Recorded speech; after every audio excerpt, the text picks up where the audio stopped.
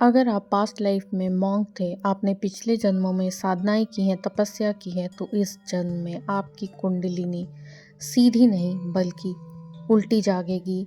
और अगर आप ये वीडियो देख रहे हो तो हो सकता है आप इस अवेकनिंग के एज पे हो या आपने ये एक्सपीरियंस किया हो। कुंडलिनी अवेकनिंग के बारे में मोस्ट ऑफ द वीडियोस और बातें जो है वो टेक्स्ट बुक नॉलेज तक ही लिमिटेड है, बहुत कम ही उसमें लिव्ड एक्सपीरियंस नहीं है।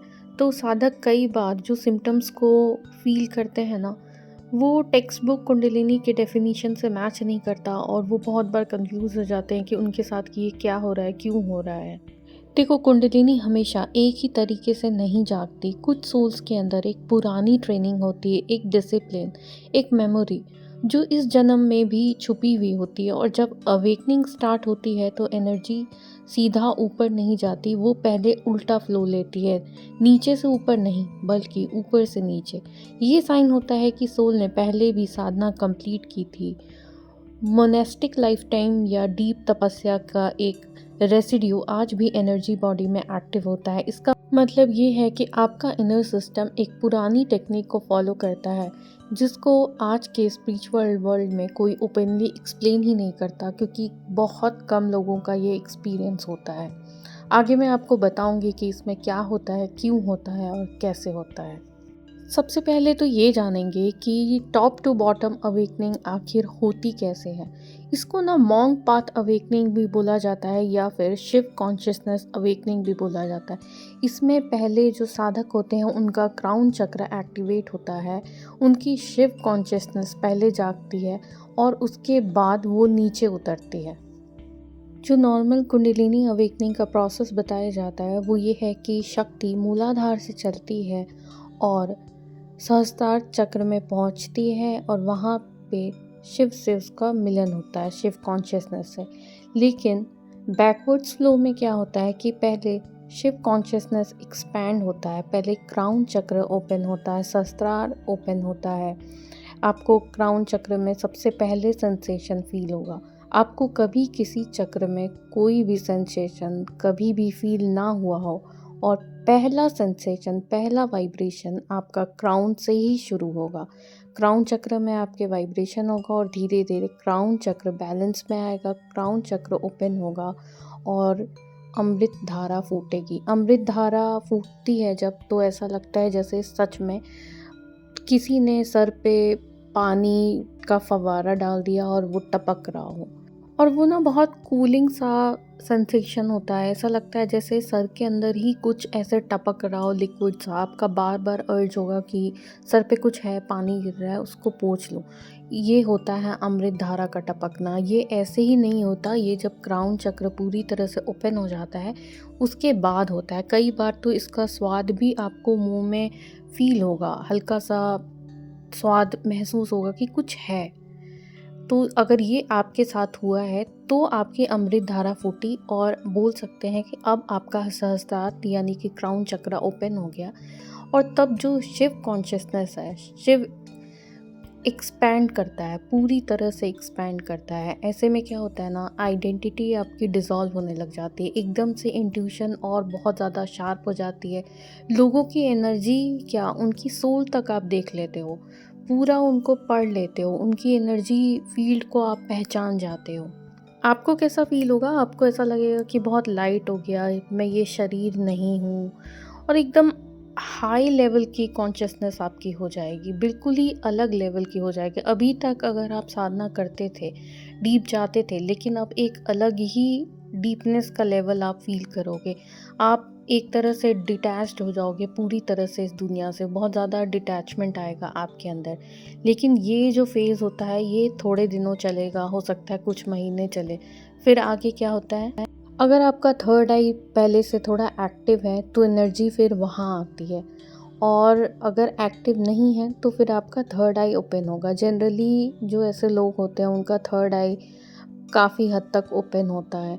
फिर एनर्जी जो है वो धीरे धीरे क्लीन करती है। अब यहाँ पे क्या होता है ना, शिव कॉन्शियसनेस एक्सपैंड हो चुका है, शिव स्थिर है।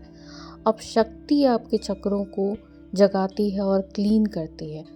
उसके बाद जैसे ही आपका क्राउन ओपन हो गया, यहाँ पे अमृत धारा फूट गई, उसके बाद अब शक्ति का काम स्टार्ट होता है और एकदम से अब जो नीचे के चक्र होते हैं ना 3, वो पूरी तरह से अनस्टेबल हो जाएंगे, यानी कि रूट चक्र, सैक्रल चक्र और सोलर प्लेक्सस, ये तीनों चक्र हाईली अनस्टेबल हो जाएंगे और एकदम से आपके अंदर आने लगेगा फियर। बहुत ज़्यादा फियर आएगा, बहुत ज़्यादा फियर जाने लग जाएगा और एक्सट्रीम लेवल का फियर और सर्वाइवल का इशू आएगा और हो सकता है कि सेक्सुअल अर्जेस भी बहुत ज़्यादा बढ़ जाए, मतलब बॉडी में एकदम से हीट आपके बढ़ने लगे। इस टाइम जो आपको फ़ियर आएगा ना, वो किसी एक चीज़ का फ़ियर नहीं होगा, ये इस तरह का फ़ियर होगा कि आप किसी को समझा नहीं पाओगे, उसको बता नहीं पाओगे कि ये डर है किस चीज़ का। आप खुद भी बहुत अच्छे से नहीं समझ पाओगे, लेकिन ये क्या है ना कि जन्मों-जन्मों का जो फ़ियर है वो चक्र क्लीन हो रहा होता है। तो जन्मों-जन्मों का कचरा जब निकलता है तो बहुत ज़्यादा फ़ियर आता है। तो ये बहुत नॉर्मल है और ये जो सेक्सुअल अर्जेस आते हैं ये भी आते हैं, ये कुछ ख़राब चीज़ नहीं है, ये बल्कि क्लीनिंग का एक प्रोसेस ही होता है। अब सवाल ये आता है कि आखिर ये उल्टी चीज़ जो चल रही है उससे कैसे पता चलता है कि आप एक मॉन्क हो, आपकी पास्ट लाइफ का इससे क्या रिलेशन है। अगर आप एक मॉन्क नहीं होते, अगर आपने पास्ट लाइफ में साधना नहीं की होती तो ऐसा पॉसिबल नहीं था कि पहले आपकी शिव कॉन्शियसनेस जागे, पहले आपका क्राउन चक्र एक्टिवेट हो। क्योंकि जब आपने पास्ट लाइफ में साधनाएं की थी ना, तो ऑलरेडी आप अपने सिस्टम को ट्रेन कर चुके हो। ऑलरेडी आपने इतनी मेडिटेशन की है, इतनी शक्ति आपके अंदर थी कि आपने इस चीज़ को पहले एक्टिव किया, अपने शिव कॉन्शियसनेस को पहले एक्टिव किया।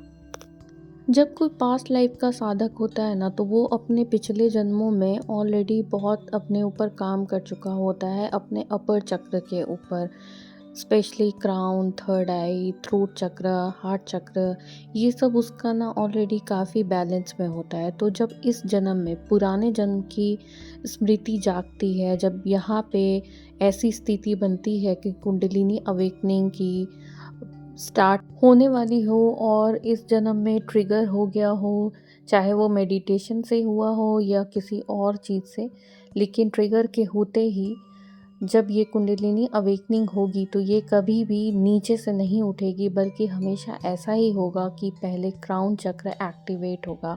और आप ये कैसे समझ सकते हैं कि आपकी कुंडलिनी टॉप टू बॉटम आ रही है, कि आपने कभी भी और किसी चक्र में कोई भी सेंसेशन कभी भी फील ना किया हो, कभी भी वो मूवमेंट नहीं हुई होगी, एनर्जी नीचे से ऊपर कभी भी आपको चलती हुई फील नहीं हुई होगी। आपका जो पहला एक्सपीरियंस होगा वो होगा क्राउन चक्र का।